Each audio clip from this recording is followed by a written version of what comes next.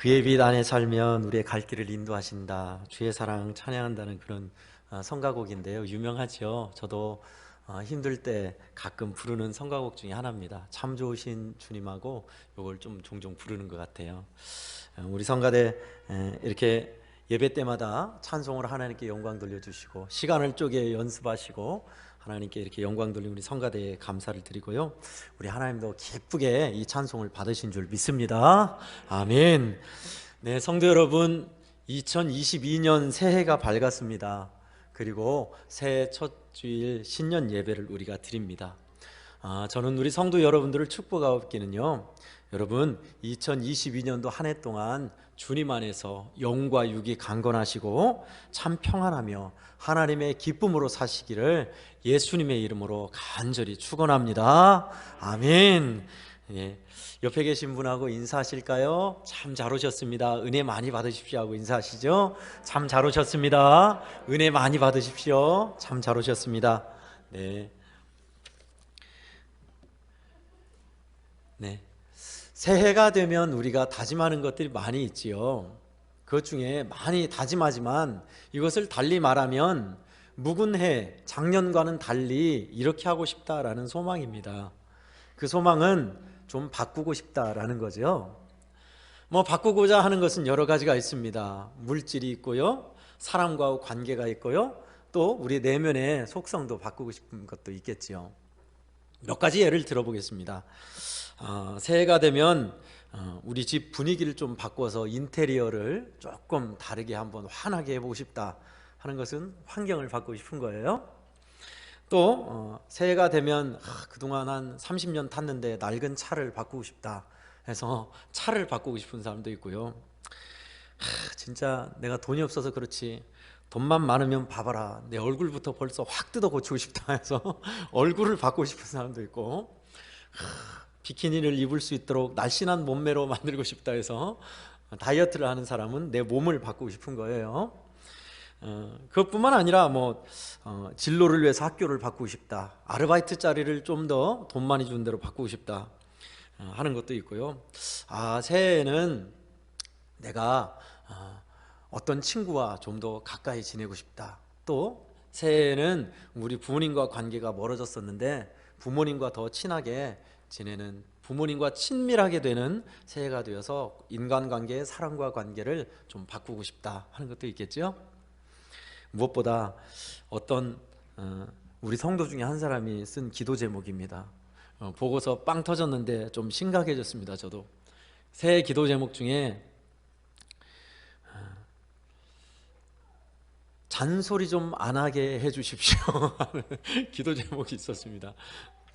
본인이 아니라 누가 잔소리 좀 안 하게 해달라고. 저는 딱 느껴지는 게 아내가 또는 엄마가 잔소리 좀 안 했으면 좋겠다는 소원을 적어놨어요. 그래요. 이걸 또 바꿔 말하면, 아내는 우리 남편이 새해에는 좀 일찍 들어왔으면 좋겠다, 남편이 내 말 좀 잘 들어줬으면 좋겠다, 남편이 술 좀 그만 마셨으면 좋겠다 하는 것도 있겠고, 남편들은 아내가 바가지 좀 그만 긁었으면 좋겠다 하는 이야기도 있어요. 자, 여러 가지를 들었습니다. 이건 뭐예요? 다 바꾸고 싶은 거예요. 좋은 쪽으로 선순환하고 싶은 우리의 소망입니다. 그죠? 몇 가지만 예를 들었어요. 여러분, 사람과 관계도 그렇고 우리의 환경도 그렇고 우리의 내면도, 우리 속사람도, 진짜 바뀌지 않는 내 못난 모습도, 상처도, 아픔도 바꿀 수 있는 분이 하나님이시다라는 것이 오늘 그 고백이 나와 있는 본문입니다. 하나님이 어떤 분이시길래 이렇게 바꿀 수 있을까요? 자, 우리가 잘 알고 있는 요셉의 신앙 고백이에요. 요셉이 쭉 인생 살아오면서 결국 이 고백을 하는 겁니다. 하나님은 선으로 바꾸사, 하나님은 그것을 선으로 바꾸사. 어떤 것이요? 나를 해치려고 해하려고 했던 모든 아픔과 상처를 좋게 바꾸사 오늘같이 만 백성의 생명을 구원하게 하시려 하셨나니 그러니 두려워 마소서. 이것이 요셉의 결국 신앙 고백이었습니다. 뭐예요? 하나님이 바꾸신다. 만백성의 생명을 구원하시려 하나님이 바꾸신 거였습니다. 그것이 그의 고백이었습니다. 그의 인생이 어떤 인생이었죠? 한번 돌아볼까요? 어렸을 때부터 정말 특출나게 태어났습니다. 아버지에게 여러 부인이 있었는데 그 중에서 아버지가 제일 사랑하는 부인에게서 난 첫 아들. 그래서 다른 형제보다 너무나 아버지가 사랑했던, 편애를 받았던 요셉이었죠. 그러다 보니 형들은 다 일 시켰지만 요셉은 일을 안 시켰어요. 아버지 밑에서 편애를 받고 자라면서 이쁜 짓을 하면 좋겠는데 형들의 미움받을 짓만, 미운 털 베길 짓만 했어요. 꿈을 꿨는데 내 꿈을 들어봐라, 나한테 다 인사하더라 하면서 그 이야기와 또 형들이 잘못하고 있는 거, 아빠, 큰형이 이런 잘못을 했어요, 제 말 좀 들어보세요, 셋째 형이 이런 나쁜 짓을 했어요, 고에 바치고 일러 바쳐서 형제들에게 저거 하는 그런 미운 털이 박혔어요. 요셉의 청소년 시절입니다. 이복 동생이 있어도 그냥 동생인갑다고 살면 그만인데 얼마나 얄미웠고 미웠으면, 싫었으면 팔아버릴 정도였을까요? 그래서 깊은 웅덩이에 저것을 확 쳐넣어서 죽여버리자 해서 팍 넣었는데 다행히 웅덩이에는 물이 없었어요. 그냥 사람 허리 되는 웅덩이가 아닙니다. 사람 키를 훨씬 넘는 웅덩이에요. 다행히 물이 없었는데 그러다가 지나가는 상인에게 동생을 팔아버렸어요, 형들이. 여러분, 이게 말이 그렇죠. 요셉이 순순히 그래요, 나 잡아가세요, 나 팔으세요 하고 이렇게 끌려갔을까요? 분명히 그러지 않았어요. 요셉이 어땠을 것 같아요? 형, 나를 팔지마, 살려줘, 얼마나 그랬을까요? 그러나 형들은 어땠어요? 요셉은 분명히 봤을 거예요, 두 눈으로 형들을. 나 살려달라고, 팔지 말라고 했는데 형들은 다 고개를 돌렸죠. 그리고 팔아버린 거예요. 요셉에 있어서 크나큰 상처였습니다. 물설고 낯선 외국으로 가서 종살이를 해요.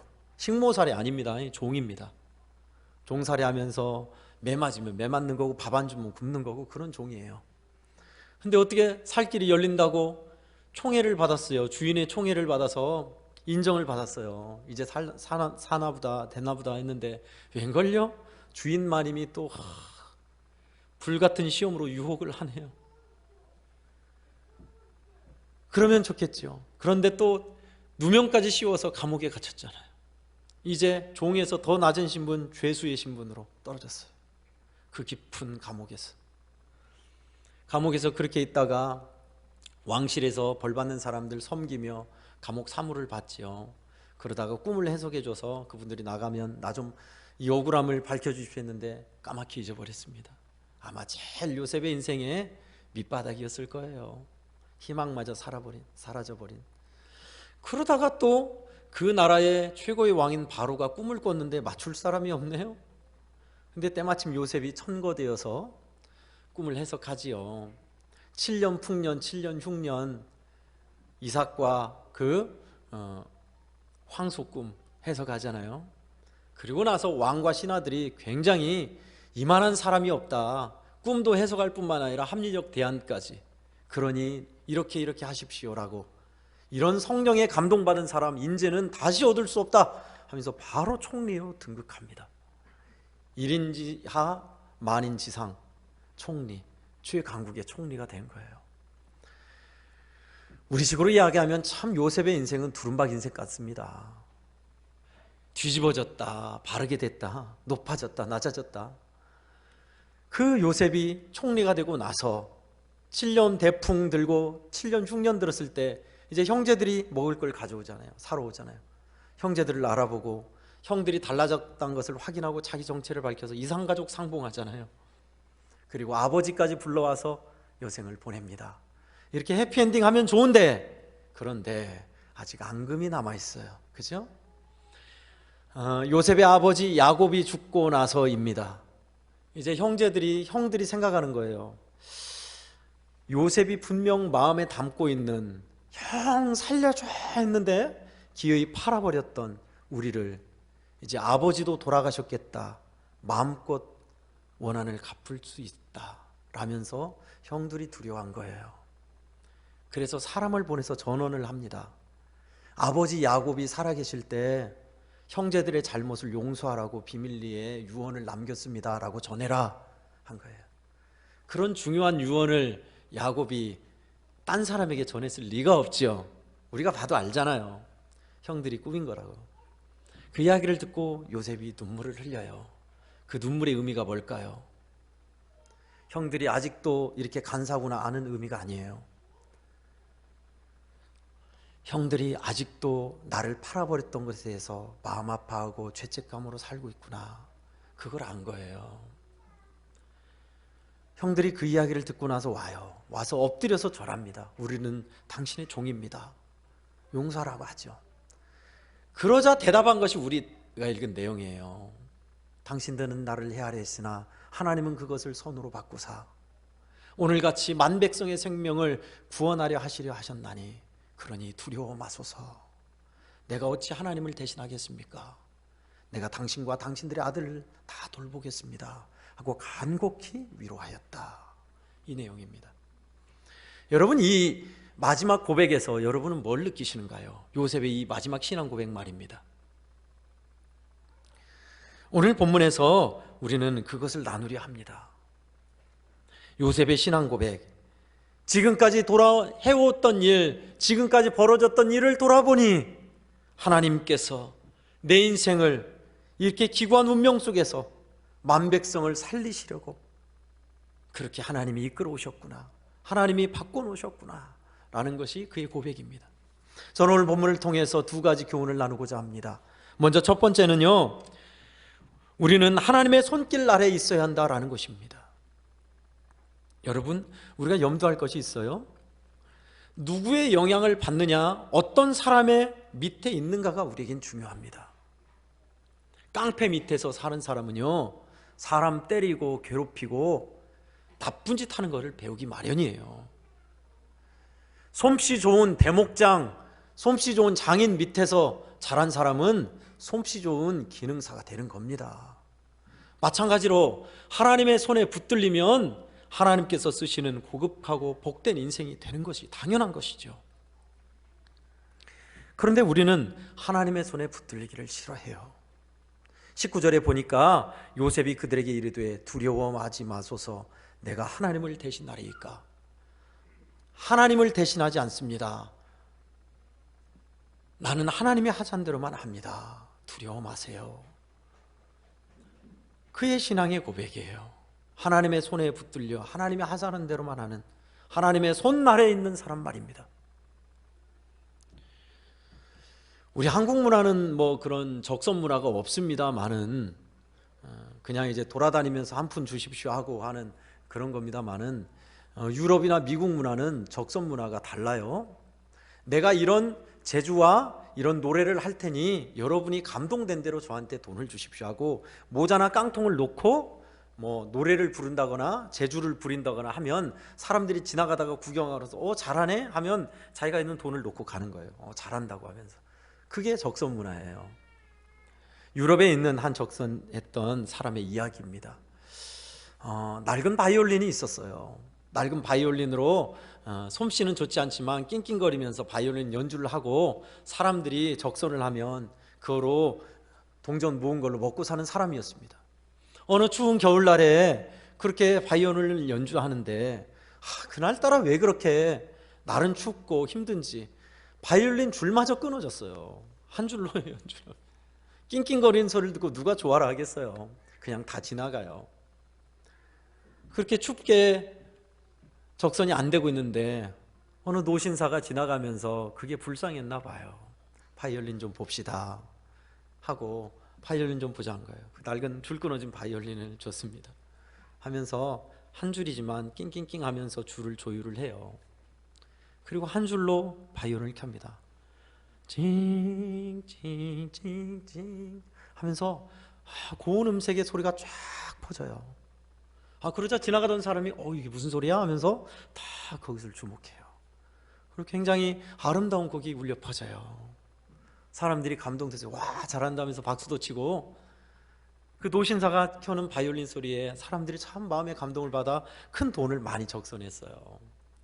그래서 무슨 횡재입니까? 줄마저 끊어진 낡은 바이올린에 추운 날에 적선도 안 되는데. 그래서 많은 돈을 얻었어요. 그 떠돌이 그 방랑객 집시가 감사해서 너무 고맙습니다. 선생님 성함이라도 좀 알 수 있을까요? 하니까 뭘요? 하면서 가려 하는데 성함이라도 알려주세요 하니까 네, 제 이름은 파가니니입니다 라고 알려줬다 하지요. 바이올린계 유명한 바이올린계 마술사인 파가니니의 노년의 이야기입니다.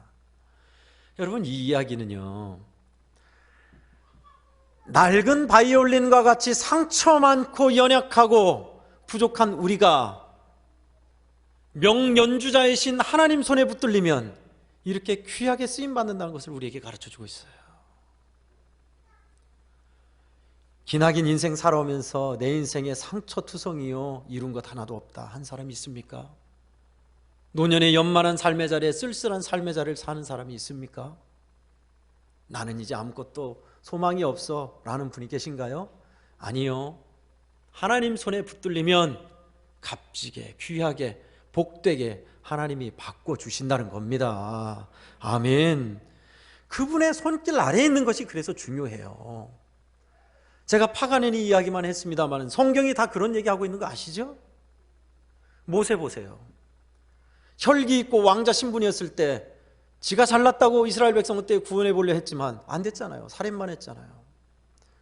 힘이 다 빠질 때까지 하나님 기다리셨다가 늙어서 힘없고 할 수 없을 때 쓰시잖아요.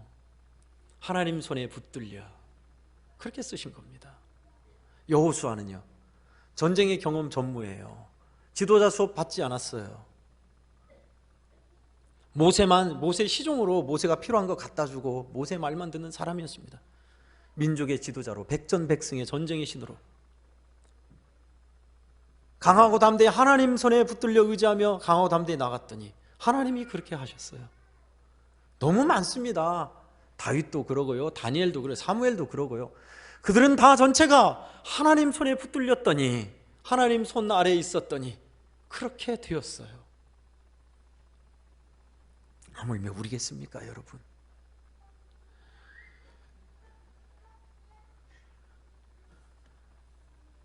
연약한 우리지만 하나님은 그런 우리를 쓰고 싶어 하십니다. 하나님을 만난 인생, 하나님 손에 붙들린 인생은 그렇게 돼요. 요셉만 그런 것이 아니라 우리 인생도 하나님은 그렇게 쓰실 수 있는 분이십니다. 그러니 저와 여러분은 하나님 손길 아래 있기만 연구하십시오. 어떻게 하나님 손길 아래 있어요? 해마다 다짐하고 결심하고 올해는 성경을 일독하리라, 올해는 기도를 열심히 하리라, 올해는 새벽 예배를 1년에 반절 이상 참여하리라 하지만 여전히 1월달 중에 끝나버리잖아요. 작심삼일도 좋습니다. 작심삼일을 계속 하다 보면 조금이라도 될 겁니다 라고 말씀드렸지만 이게 또 쉬운 일이 아니지요. 그래서 저는 우리 성도들에게 말씀드립니다. 하려고 하지 마십시오. 다만 주님 도와주십시오. 이렇게 사십시오. 따라해 볼까요? 주님 도와주십시오. 그러면 돼요. 진심으로요. 나는 주님의 뜻대로 살고 싶습니다. 나를 도와주십시오. 그러면 돼요. 괜히 내 의지, 내 열심 가지고 했다가 실망만 하고 낙심만 하고 하지 마시고 그것이 주님의 손 아래에 있는 것입니다. 그러면 돼요. 올 한 해 여러분들, 저와 여러분들이 하나님 도와주세요. 하나님의 뜻대로 살고 싶어요. 도와주세요. 진심으로 주님을 찾으면 우리 주님은 삶의 현장에서 반드시 역사하시고 삶의 자리를 매만지시며 그 손 아래 살게 하실 줄 믿습니다. 아멘. 두 번째는 바꾸사 생명을 구원케 하시는 하나님이시다라는 겁니다. 바꿔주시는 하나님. 나를, 내 내면의 속사람을 바꾸실 수 있는 분이십니다. 10년, 20년 살아도 도무지 내 신앙이 변화되지 않고 성장하지 않고 안 바뀌는데 무슨 소리예요? 라고 그럴 수 있겠습니다만 복음상가 가사처럼요, He's changing me예요. 하나님은 능히 우리를 바꿀 수 있으세요. 지금의 내 모습이 안 바뀌는 것 같지요. 그러나 하나님은 또다시 행하고 일하고 역사하셔서 조금씩 조금씩 바꿔가시고 반드시 그렇게 만드십니다. 그 산증인이 접니다. 여러분이 6년 전, 10년 전에 봤던 제 모습과 지금 제 모습이 달라진 거 아시죠? 우리 선생님들 가깝게 지낸 선생님은 더 잘할 거예요. 목사 되고 나서 자리가 바꾼 게 아니고요, 하나님의 선한 손길이 바꿔 가시더라고요. 성품을 바꾸고 생각을 바꾸고 신앙을 바꿔주시고 그렇게 하시더라고요. 살아온 날들을 보면요, 저도 사실 이 말씀은 작년 11월 말부터 생각했던 말씀이에요. 어렸을 때 저는 참 말도 안 하고 집에서도 말도 없고 부침성도 없고 자라서 뭐가 되려고 그러나 그런 인생이었습니다. 지금 제 모습을 돌아보면 이거는 진짜 하나님 아니면 이렇게 될 수가 없다 하는 인생이 됐길래 내 인생을 바꾸신 하나님, 그것을 생각하면서 요셉 인생이 떠올랐고 우리 인생을 만지신 하나님에 대해서 생각하고 준비한 말씀이에요. 솔직히 이 말씀이 이제 연만하여서 80, 90, 100세를 바라보는 성도들에게는 별 와닿지 않는 말씀일 수도 있어요. 그러나 여러분, 하나님의 말씀은 나이가 많거나 적거나 젊거나 약하거나 강하거나 모두가 동일합니다.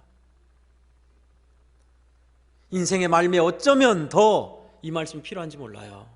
하나님이 내 인생을 바꾸신다, 지금까지 내 인생이 이랬다면 하나님은 더 놀랍게 바꾸실 것이다, 노년의 복을 주실 것이다, 야곱에게 그러하셨듯이 나홈에게 그러하셨듯이 내 인생의 노년을 하나님이 바꾸실 수 있다.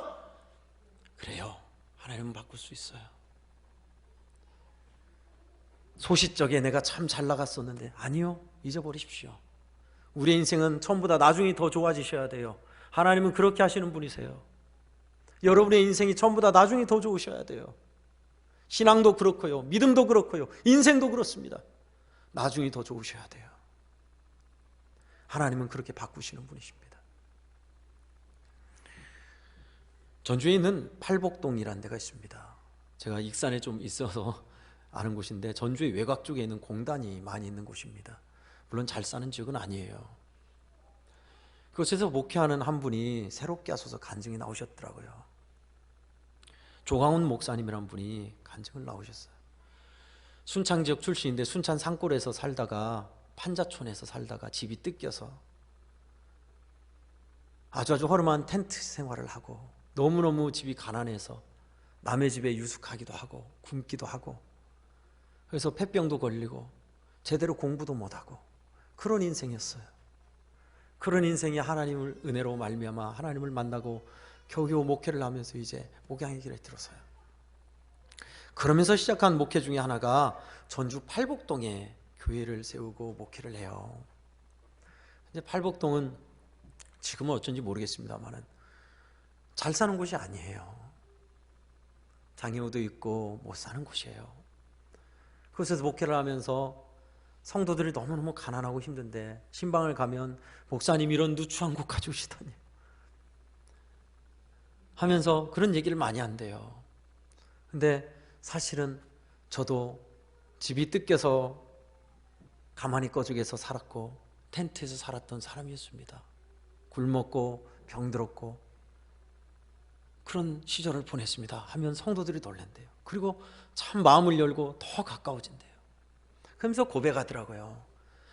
내 인생은 왜 그렇게 우리 집은 못 살아야 하는가, 나는 왜 제대로 배우지도 못하고 굶고 이렇게 병들어야 하는가 했는데, 이렇게 가난한 성도들 이해하게 하시려고, 마음을 나누게 하시려고 그렇게 하나님이 나를 이끄셨구나, 그 고백을 하더라고요.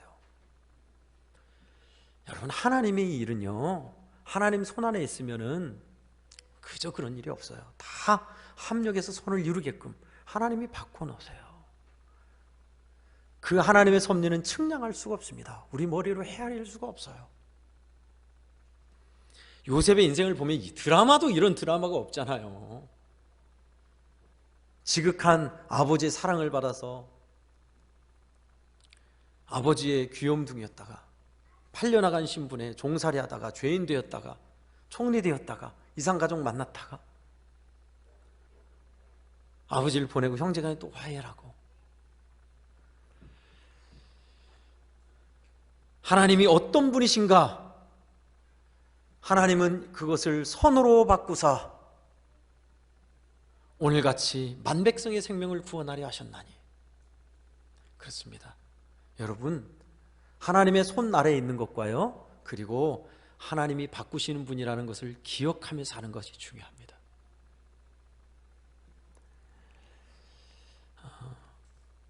우리나라에 많은 박사가 있지만 학교 다닐 때 꼴찌했으면서도 박사가 되신 분이 있습니다. 고등학교 때까지 열심히 하긴 했지만 머리가 안 따라서 늘 꼴찌를 냈습니다. 이분은 오죽했으면 어머니가 아무개야 너는 머리가 안 좋으니 박사 될 생각은 안 하는 게 좋겠다 할 정도였어요. 어머니가 그렇게 공부를 하다가 그가 추천을 받아서 미국의 아리조나주 대학에 가고 싶어서 아는 선교사님께 추천서를 써달래서 보냈습니다. 근데 어느 대학도 그를 부른 사람이 없었어요. 성적이 안 좋으니까. 근데 그의 성품이 근면하다는 것을 알았어요. 비록 성적은 안 좋지만 근면한 학생이니 배울 수 있게 해주시기를 바랍니다 하고 넣었는데 부르는 데가 없어요.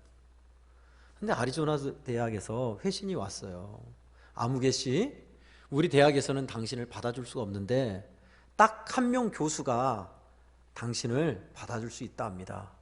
그러니 그 교수 밑에서 배우는 것을 전제로 올 수 있습니다. 다른 교수는 안 됩니다. 그 대답이 온 거예요. 딱 알고 보니까 자기는 미생물에 관한 것을 전공해야 하는데 그 교수는 다른 걸 전공하는 교수님이에요. 그래도 어떻게 해요?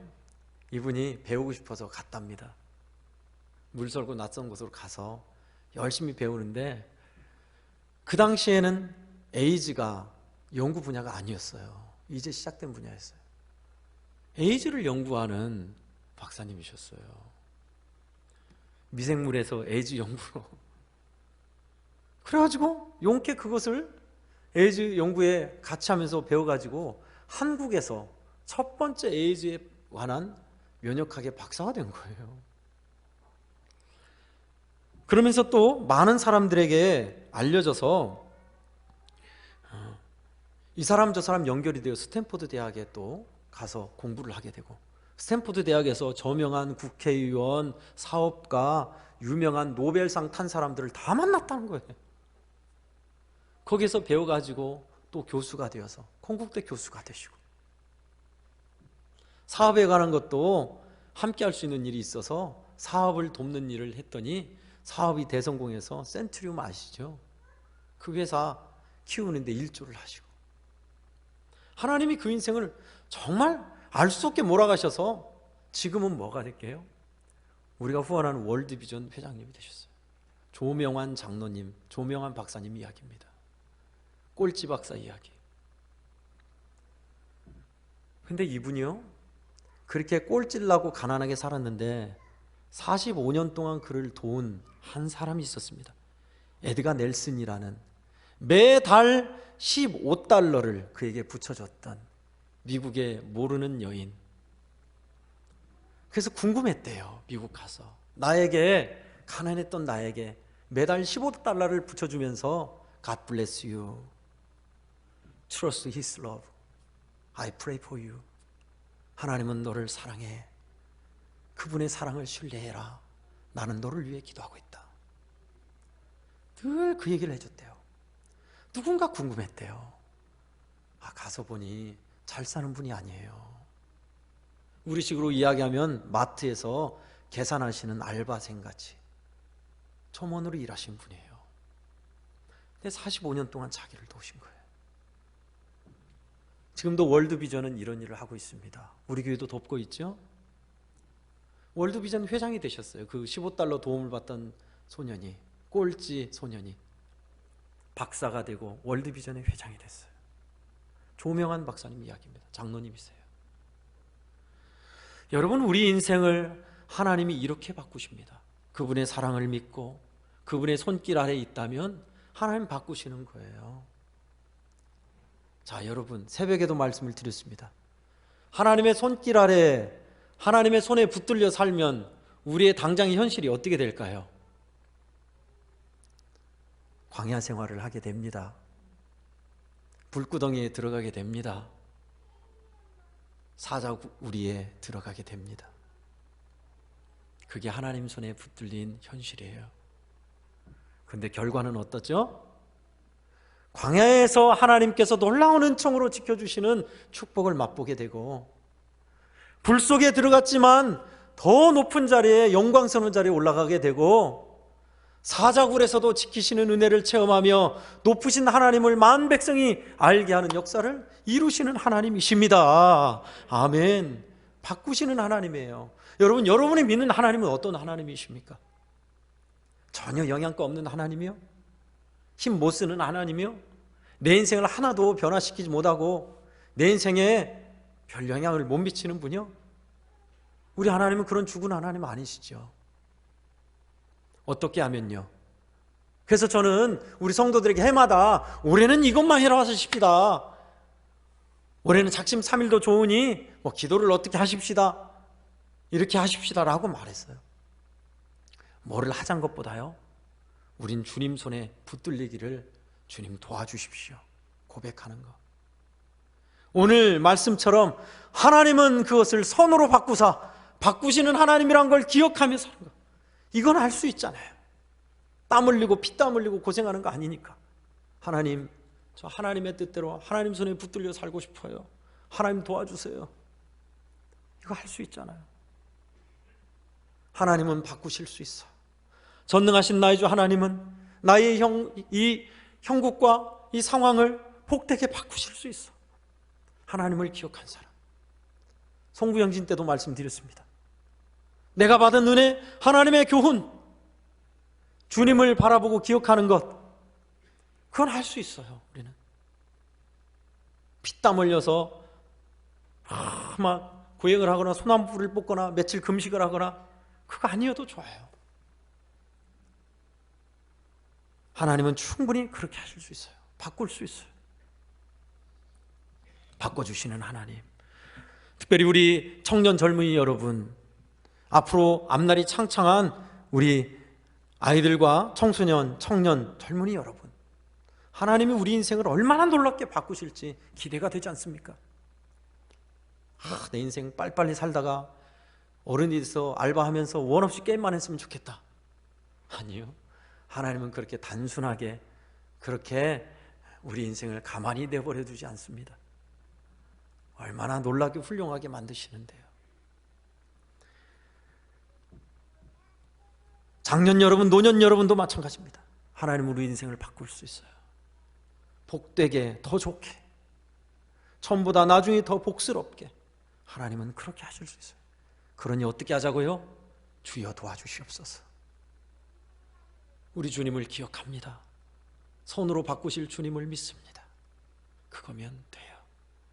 그 믿음의 길에 다 계셔서 하나님이 놀랍게 인생을 매만져 주시고 역사하시고 붙드셔서 은혜와 축복의 사람들, 그날의 많은 이들에게 하나님의 영광을 드러내는 저와 우리 성도들이 다 되시기를 예수님 이름으로 간절히 축원합니다. 아멘. 기도하겠습니다.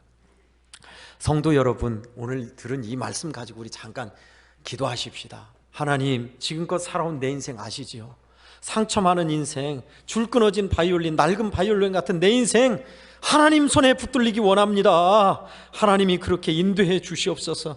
주여 도와주시옵소서. 고백할 때마다 내 인생을 이끌어 달라고 기도하시고요, 하나님은 그것을 선으로 바꾸사 오늘같이 많은 백성의 생명을 구원하려 하셨나니 이 고백처럼 하나님은 바꾸실 수 있는 분, 선으로 바꿔주신 분이신 것을 기억하고 주님을 기억하고 살게 해달라고. 여러분 그렇게 1년 살면요 반드시 여러분의 삶은 좋아져요. 하나님의 지배와 은혜 안에 있게 돼요. 우리 그렇게 기도하십시다. 우리 자녀들도 그렇게 되게 해달라고, 나도 그렇게 살게 해달라고 잠깐 1분 동안 함께 기도하겠습니다. 아버지 살아계셔서 역사하신 주님, 주님 은혜를 찬송합니다. 하나님 오늘 귀한 이 말씀을 통해서 바꿔주신 하나님에 대해서 하나님 우리가 듣게 하시니 고맙습니다.